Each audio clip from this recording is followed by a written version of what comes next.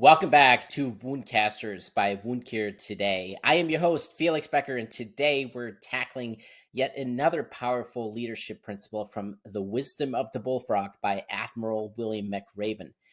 It's a simple phrase, but a profound one. When in command, command.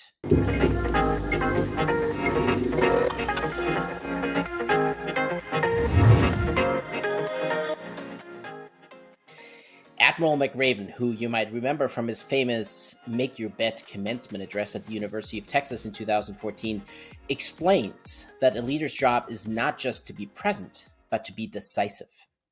When a situation demands it, you must take control, make the difficult decisions, and accept the responsibility that comes with them. Indecision can be more dangerous than a wrong decision.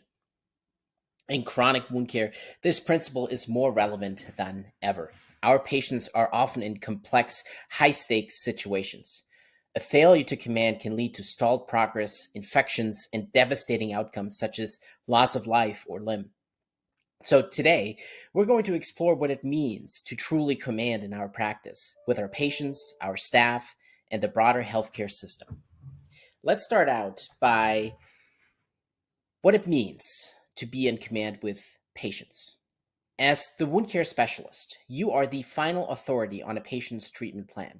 You are the expert they came to seek. And let's face it, you are liable for the outcomes. Now, this doesn't mean being a dictator, but it does mean leading with confidence and competence. It means making the difficult decisions that are in the patient's best interest, even if they are resistant or afraid. A patient may want to avoid a painful debridement or be unwilling to wear uncomfortable compression wraps. While empathy and patient care are crucial, there are times when you must command the situation for their well-being. There are two important areas where you should be in command of the situation: making difficult decisions and enforcing care plans. So, making the difficult decisions. Ms. Jones, I know you don't want to hear this, but your osteomyelitis is progressing and the wound will not heal on its own. An amputation is the only way to prevent this infection from becoming life-threatening. We need to schedule this for next week. As uncomfortable as these situations are, this statement is clear, decisive, and leaves no room for ambiguity about the severity of the situation. The same goes for wounds that you truly believe have no chance of ever healing. Be open and honest in your approach, and tell your patient that based on your experience, this wound will never heal based on X, Y, Z factors.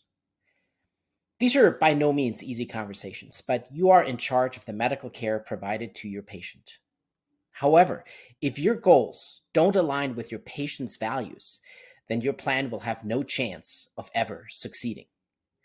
You must have the difficult conversation about your patient's own needs, wants, and desires. And sometimes you have to make the difficult decision that your prescribed treatment plan simply doesn't align with your patient's needs, wants, and desires. And you must be flexible to pivot. A rigid, one-size-fits-all approach is not effective in wound care. Command isn't about forcing an agenda.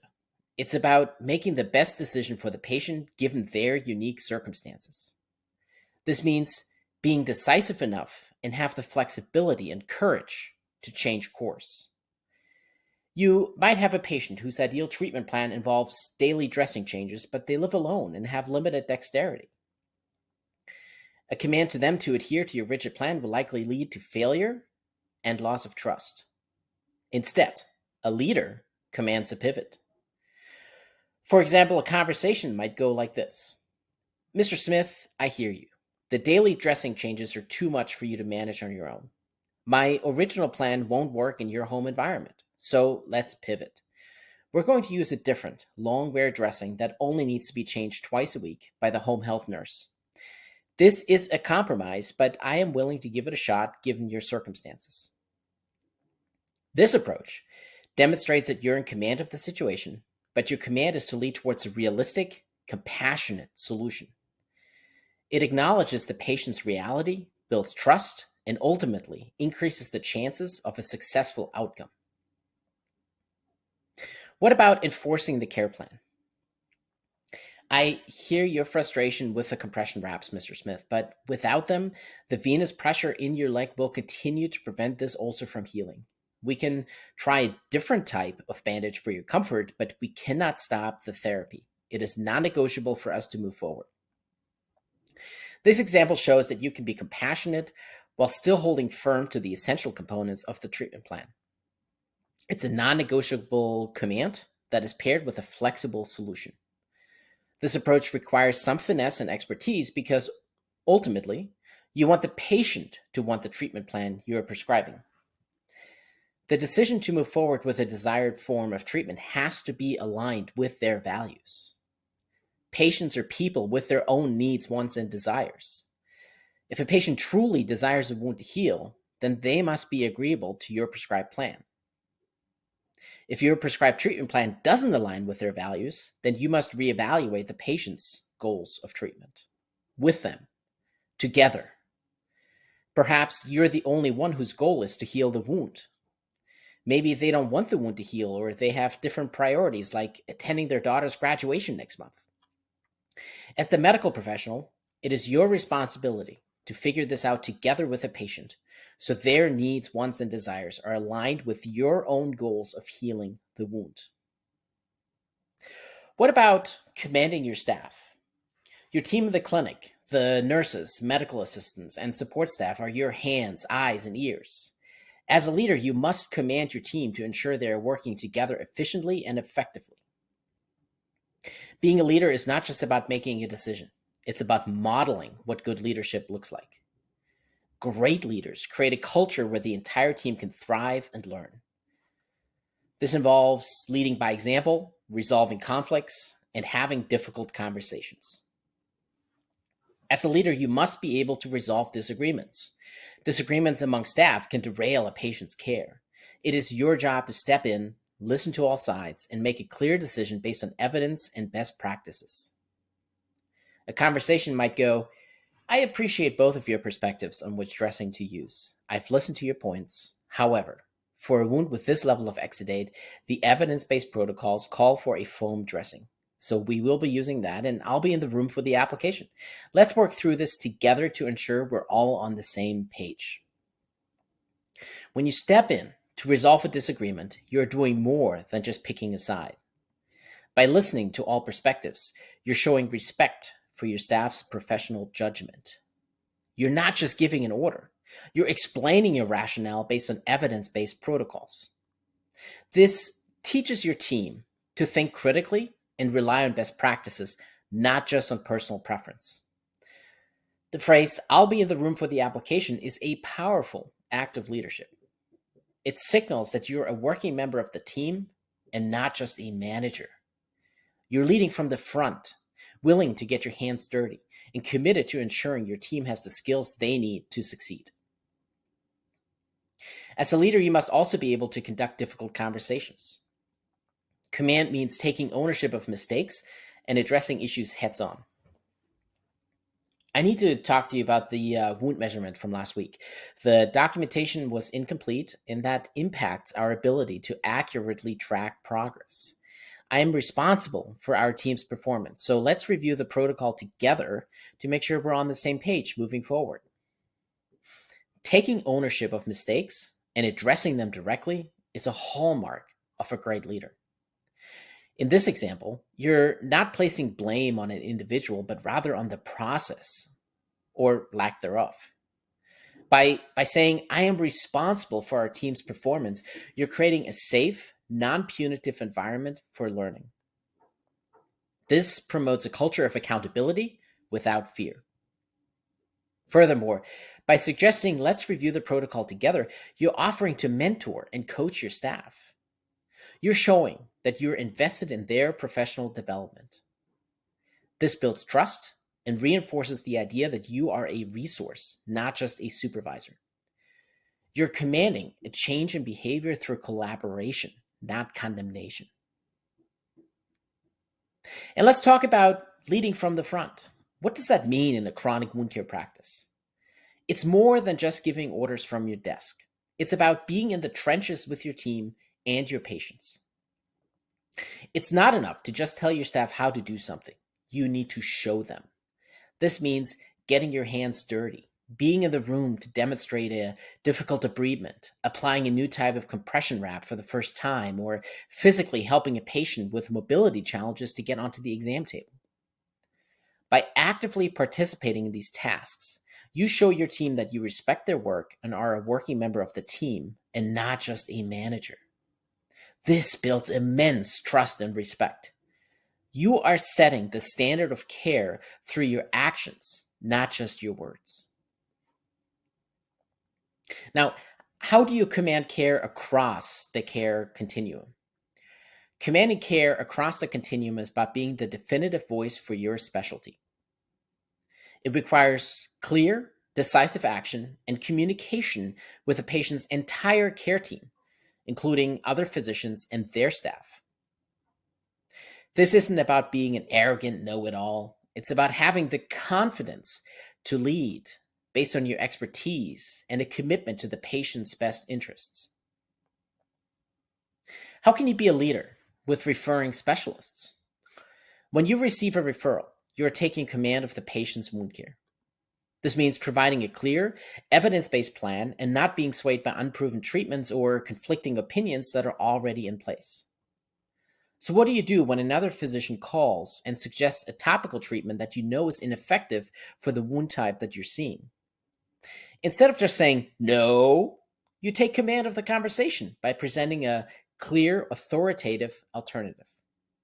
You might say, hey, I appreciate you looking into that, and that's a great treatment for some wounds, but based on the latest research and my clinical experience, that approach isn't indicated for this type of wound. Here's what we should do instead. This is an example of commanding with confidence. You're not being dismissive. You're explaining your position based on your specialized knowledge, setting the definitive course of action, and showing that you're the trusted expert. How do you take such a decisive stand? Commanding care also means taking a definitive stand and making a referral when necessary, even if it might seem aggressive. Remember, you are the quarterback of the wound care team. For instance, you might have a diabetic foot ulcer patient who isn't healing, and you suspect an underlying issue is the true cause. You can't just hope for the best. You must act decisively and command the next step in their care. You might contact a podiatrist and say, I believe this patient's wound will not heal without a surgical workup. I recommend that we refer them to your clinic immediately. This takes a strong position and removes any ambiguity about the next course of action. It shows the other specialist that you have a clear plan and are confident in your assessment. This kind of decisive action not only benefits the patient, but also builds immense trust with your colleagues who see you now as a reliable and competent partner. Commanding also means leading your practice as a business. Commanding your practice as a business is a vital aspect of leadership. It's about being decisive and proactive in managing the operational and financial side of the clinic to ensure it can support the highest level of patient care. This isn't just about the bottom line. It's about making choices that directly impact your team's effectiveness and your patient's well-being. A leader must recognize when operational inefficiencies are compromising clinical outcomes. The backlog of patients is a direct threat to quality care, right? It means longer wait times, rushed appointments, and a higher risk of error. A true leader doesn't just complain about the problem. No, they command a solution. For example, the current backlog of patients is compromising our ability to provide quality care, and I will not allow that to continue. We need to hire another medical assistant, and I will be working with our office manager to make that happen immediately. That's a powerful statement. It shows that you're not just aware of the issue, but are taking direct ownership of the solution. You are prioritizing the staff's capacity and the patient's needs over potential administrative or financial hurdles. This decisive action builds trust with your team, who see you fighting for them and for the quality of care they can provide. Commanding your practice also means making confident decisions about the tools and products you use. You have to be the one to filter through the endless stream of new products and protocols and make a clear choice. Indecision here can lead to a disjointed, ineffective, and expensive approach. For example, after a thorough review, you confidently might declare, after reviewing the product data and speaking with the vendor, we will be switching to product X for all of our debridement procedures. It offers better outcomes for the patient, and that is our primary concern. This statement is a model of leadership. It's concise and unwavering. It demonstrates that your decision is based on evidence and patient benefit, not personal preference or vendor promises. It provides your team with a clear directive and the rationale they need to implement the change effectively. You're commanding a pivot in procedure for the good of your practice and, most importantly, for the good of your patients.